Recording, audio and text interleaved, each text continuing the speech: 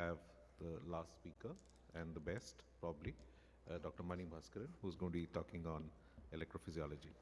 No pressure, Dr. Deven. Thank you, GSI and the organizers for allowing me to talk here. So you see, when you have something popular, no, you call it as a wave. But one unpopular wave during our PG and fellowship is ERG wave. I hope many of you agree. So whenever the electrode is brought into the patient, no, it looks like a torture device. How many of you have done it yourself? I have done it myself. I did every glaucoma test in the armamentarium to experience it myself.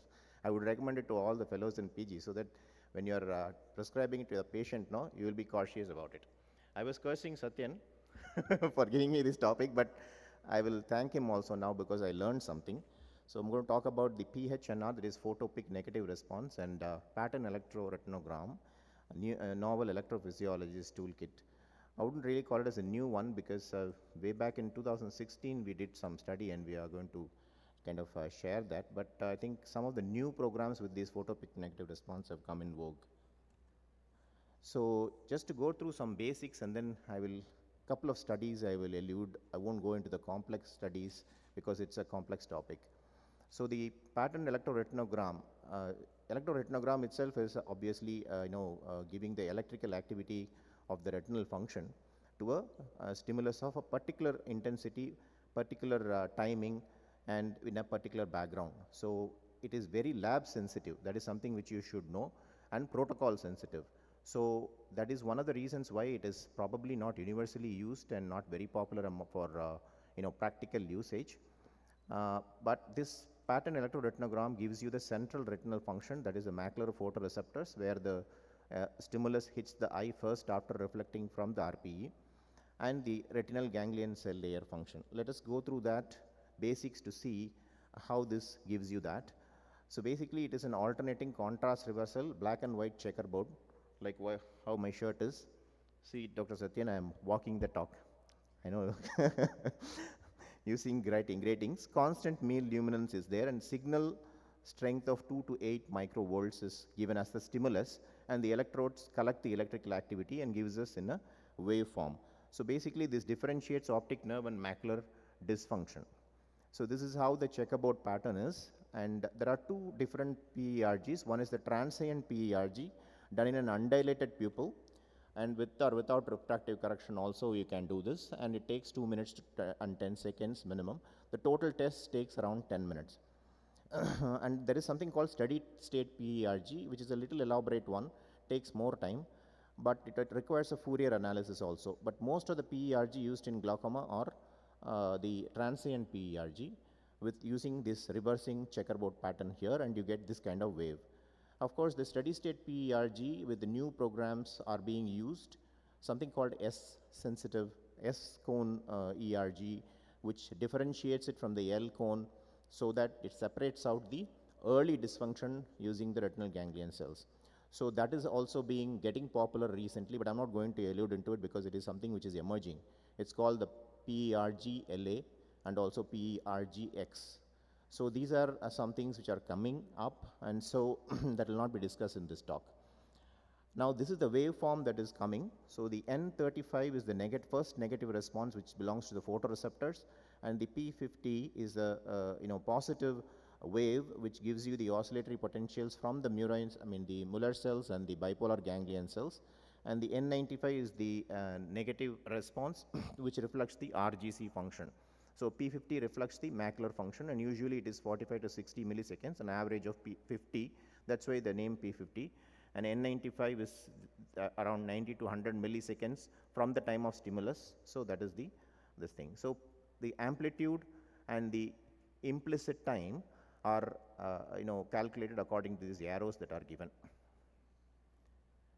So photopic negative response gives you the functional assessment.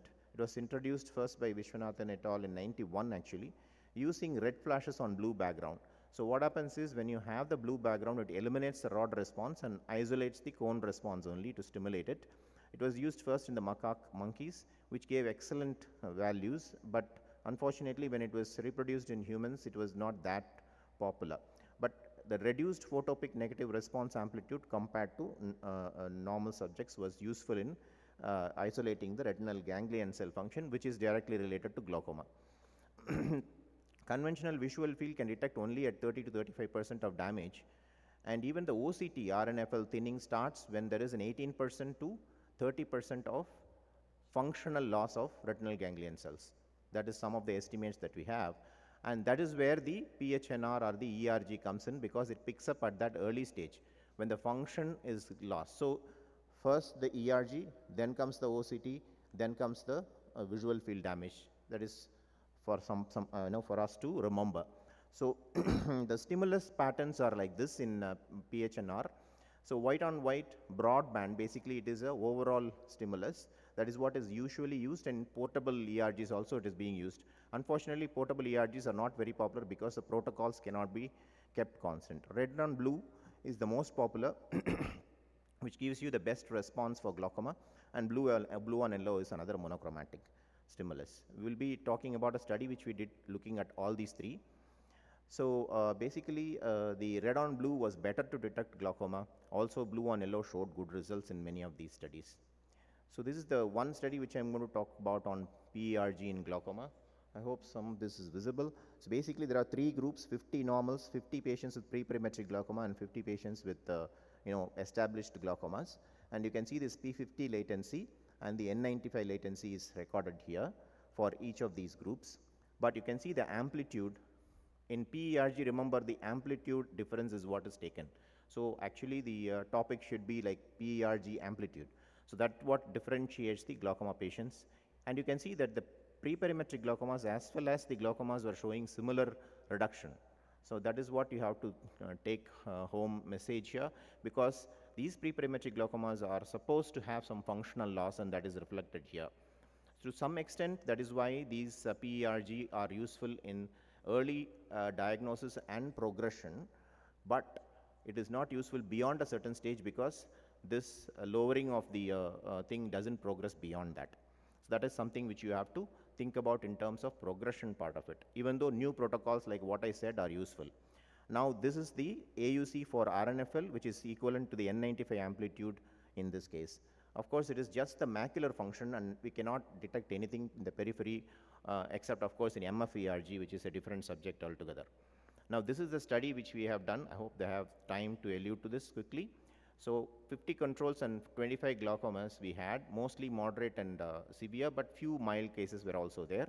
This is a busy slide, but you can see that the three different stimuli, the broadband, red on blue and the blue on yellow, showed different significance between in the PHNR. There is a photopic negative response here. All are significantly reduced amplitude. And this is a case example of a 45-year-old who went through all these three, and you can see that the reduced PHNR is seen in all of them compared to the age-matched control. So of course, by looking at it, we will not be able to tell which is the better one. So looking at this correlation here between PHNR amplitude and mean deviation, you can see that the red on blue stimulus has the best correlation. Similar to that is the pattern standard deviation. Again, red on blue scores better. And you can, second one is the red on blue, okay, so for your convenience to see. And the RNFL thickness, again, if you are looking at it, that is again the PHNR amplitude was across the board correlating all the stimulus. That is something which you have to think, because it is much more closer to the functional thing as well. Now this is between the MD and the RNFL thickness to show that that correlation is slightly less, as we can understand. This is when we looked at the mild, moderate and severe glaucomas, and we can see again the red on blue is scoring better in all these the PHNR amplitudes. This is a post-hoc table comparing the normals versus the various groups, and again red on blue was much better for the photopic negative response. As you can see here, there is distinct difference in the box plots as well. ROC again, red on blue was better, and it was even comparable to the RNFL thinning itself.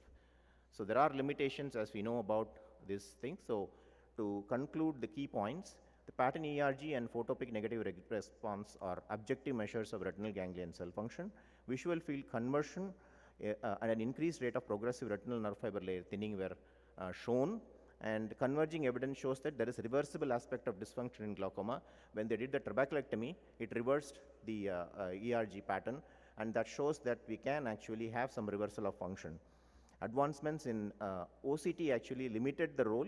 So in pre-perimetric glaucomas and glaucoma suspects, sometimes we do this PHNR to see if we can start the patient on treatment. That is the only application that I can think of as of now because of the practical difficulties. Thank you very much.